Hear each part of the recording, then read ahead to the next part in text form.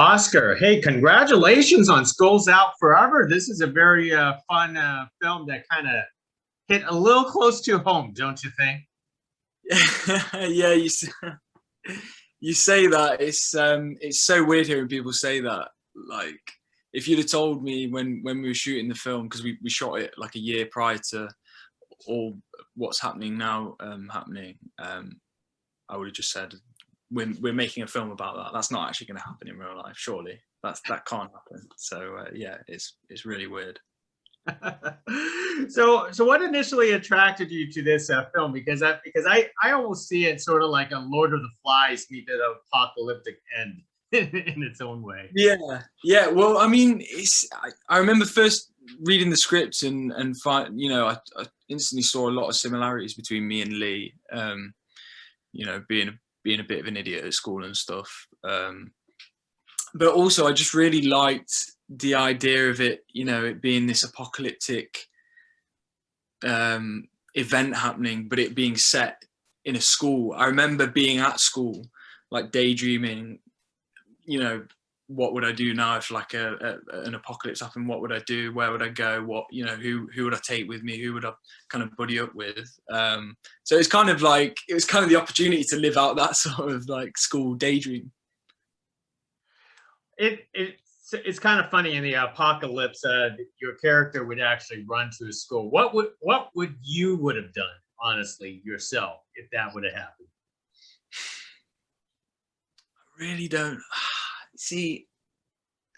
There's a lot more to consider when you're not at school, because when you're at school you just think like, I'll just run off with my mates somewhere and just like run off into like a forest somewhere. But like now, I've got to like think about my no, it sounds horrible. I wouldn't have thought about my family back then, but like, I don't know, I probably wouldn't have been as conscious about everything in my life, whereas I think I probably would now.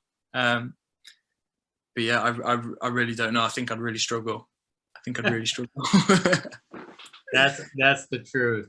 Hey, could you tell us about this beautiful campus where a lot of the production was actually at? Was it actually a school campus or was it something else?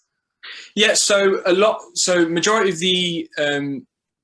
majority of the inside stuff of the school is shot in I believe it was a college in London, somewhere. I can't remember the name of the college now or whereabouts in London it was, but it was lovely. Like, I think it had been fairly recently kind of done up, and yeah, it was really, really nice to spend time there. And also the only exterior thing that we used from that location was the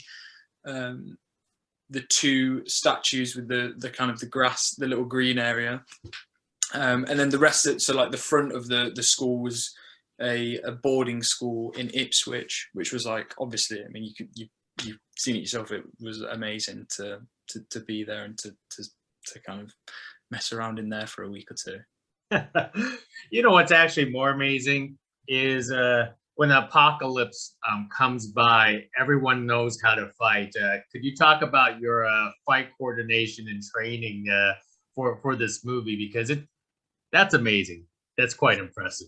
Oh, well, I mean, none of it is down to me. It was all down to the stunt team that we were so lucky to have. All those guys were so amazing at what they do, and I'd always wanted to kind of try my hand at like doing fighting stuff and like, I don't know, like things like that. And it was so exciting to do that. But yeah, it was amazing. I think a lot of people go into it thinking that it's going to be, like this extremely difficult thing to kind of come into as a newcomer.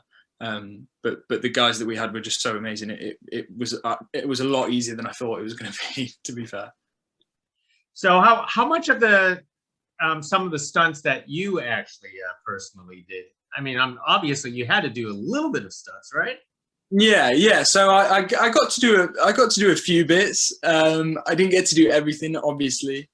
I got to do, a little fall over here or there, but I remember them saying like, even with doing this like little fall over, you need to make sure that you're careful because you'll end up hurting yourself. And I thought, come on, I'll be fine. I can just do a little trip up. Nothing's going to happen. And then like 5 or 6 takes later, my knees were like really aching. I was like, guys, can I get some knee pads or something?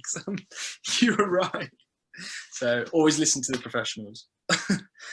So did you dive from the rafters, or you didn't have to dive anywhere? You like fall from a distance? I didn't do the dive from the rafters. No, as much as I wanted to, you know, I put it out there. I'm more than happy to try it. But they all basically just said, shut up, and we'll let the pros do it. Which is, you know, thinking back on it makes a whole lot of sense. The one scene that I have talked to you know, my fellow interviewers and critics was the chair scene. How did you guys actually pull that off? Because that was out of nowhere. Yeah, it's really jarring, isn't it? I don't quite know how they did that. I think it was, you know, if I was to sit here and give you an explanation as to how they did it, it may not be right. I feel like I remember them doing something with the bar of the chair, like making. I really can't remember. All I know is that is like a you know, a really crazy part of the film. It was weird to like watch that happen in real life. Well, it was definitely kill of the year. So I mean, I've seen so many movies where people get killed by chairs, but not like that before. So it's most certainly one thing to witness and watch. But you know, the other thing that I learned in your film that I didn't know before is that you could throw a plastic garbage can and break any window. Yeah, I mean, where are you? Whereabouts in America are you? I don't know if they. I'm in California, so we have these, okay. Yeah, I mean, we have these recycle bins and all this kind of. I was like, can you really throw those cans and break windows in one shot? I don't know. We must have some heavy plastic bins here in the UK. That is amazing. So, by chance, did you ever have the opportunity to read the book? I did. Do you know what? I didn't, and I made a conscious decision not to read the book purely based on So before, obviously, I'd gotten to read the script, and that was my first introduction to this world. And you know, I'd not heard of the books at all. I hadn't heard of the story at all. So my first impression was the script.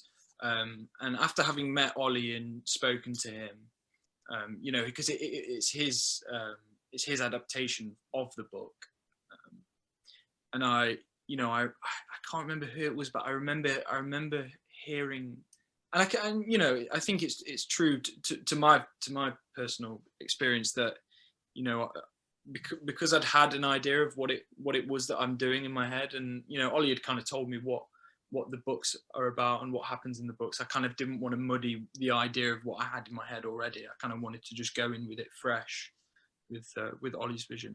I'm glad that I did do that. So would you pick up the book now after you start in the movie, or you want to wait because there's like other books? Well, no. Do you know what? It's pretty terrible that I've not read the book since you know, it's out in America now, and I still haven't read the book, which is quite bad of me. But no, it's definitely something that I'm going to get round to, and you know, hopefully, you know, if I don't know, I just maybe it'd be good to keep my mind fresh for a little longer. I don't know, maybe. We'll see. Oh, who knows? You don't know whether the sequels are coming too for Skulls Out Forever. I mean, it happened in the books, so. Exactly. That's going to be my excuse. It will be a great excuse. Just to say that you were very busy during the pandemic. That's a. Oh yeah. Like everyone's been, you know, so busy. Absolutely. Well, let me wrap it up with one last question. It is a pandemic question now for yourself, because obviously, you know, the whole world was kind of gone a little bonkers for about 12 to 18 months here and so on, including the UK and here in the United States. How did you keep your during this entire time?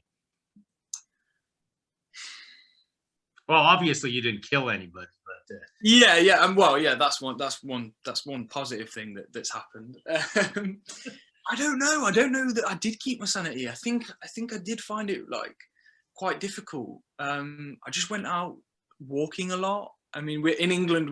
There was a period where the only thing you could do was to go out for one walk a day. I remember that being like the only escape of any kind of normality that we had for a little while. Yeah, that's the only thing that comes to mind. Just going out for a walk. well, as long as your walk was safe, but it is terrific. Well, anyways, Oscar, hey, congratulations for your film, Skulls Out Forever. It's been a pleasure talking to you about the little bits and parts of this film, and it's a whole lot of fun. Thanks. Thank you very much. Yeah, cheers.